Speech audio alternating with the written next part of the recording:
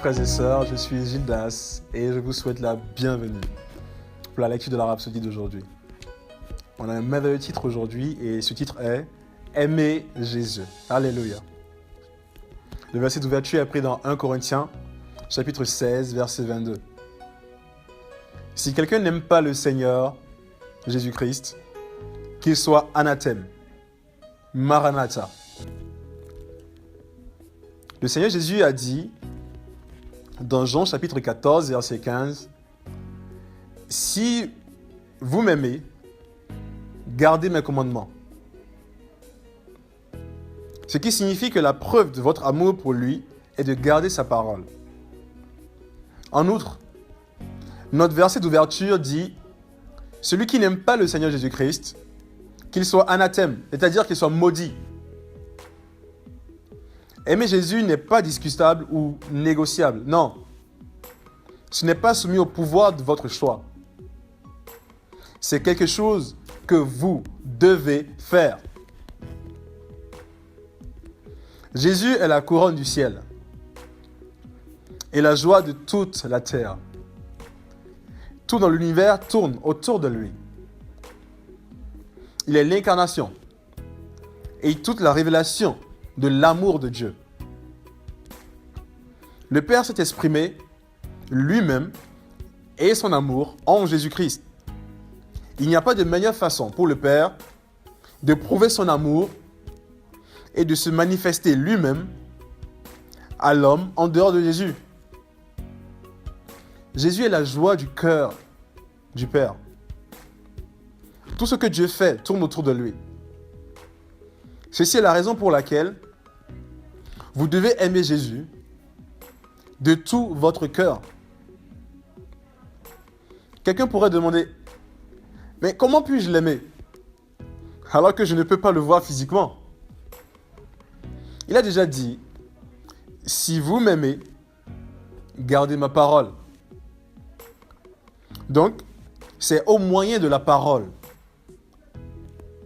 Il gouverne nos cœurs et vit à travers sa parole. Donc, l'aimer, c'est aimer la parole.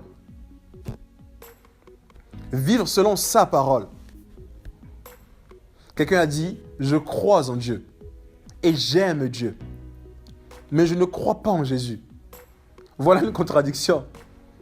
Parce que la Bible dit, si vous m'aimez, gardez ma parole.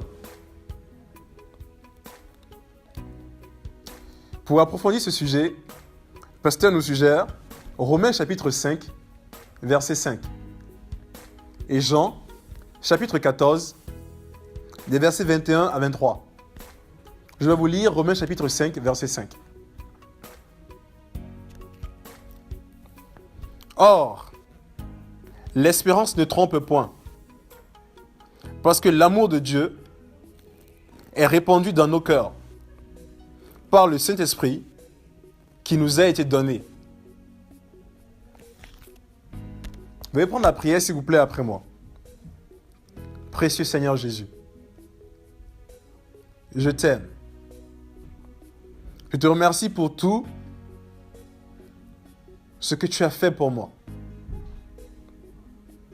J'apprécie et célèbre ta gloire dans ma vie. Merci de m'avoir donné la vie éternelle et de m'aimer de cet amour puissant et éternel. Tu es mon tout. Tu es le seul digne de toute louange, gloire, honneur et adoration pour toujours et à jamais. Amen. Merci frères et sœurs. On va partager la Rhapsodie d'aujourd'hui avec moi. Et je vous dis à la prochaine. Soyez bénis. On se sent toujours mieux avec un ami. Un compagnon loyal, toujours à vos côtés. Un garde et un guide qui vous parle tout le temps, et ceci dans la langue que vous comprenez. Un coach de vie qui vous donne une meilleure approche de la vie et vous met sur le chemin que vous devez suivre. La Rhapsodie des réalités représente tout ceci et bien plus. Appelez maintenant au 01 74 34 39 01 pour vous procurer une copie.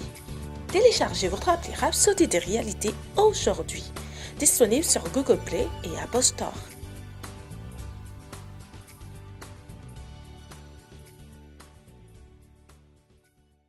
Nous espérons que vous avez été bénis par le message du jour. Si vous n'avez pas encore fait de Jésus le Seigneur de votre vie, vous pouvez répéter cette prière avec moi. Père, je viens à toi maintenant au nom de Jésus. Je crois dans mon cœur que Jésus est le Fils de Dieu et qu'il est mort pour mes péchés et tu l'as ressuscité pour ma justification. Je confesse que Jésus est le Seigneur de ma vie. À partir d'aujourd'hui, je reçois la vie éternelle dans mon esprit. Je suis né de nouveau. Je suis désormais un enfant de Dieu et Christ vit en moi. Merci Père d'avoir fait de moi ton enfant. Alléluia.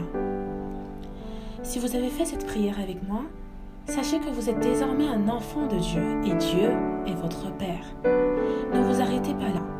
Rejoignez une église Christ-Embassy où vous pouvez adorer le Seigneur et grandir dans sa parole. Que Dieu vous bénisse.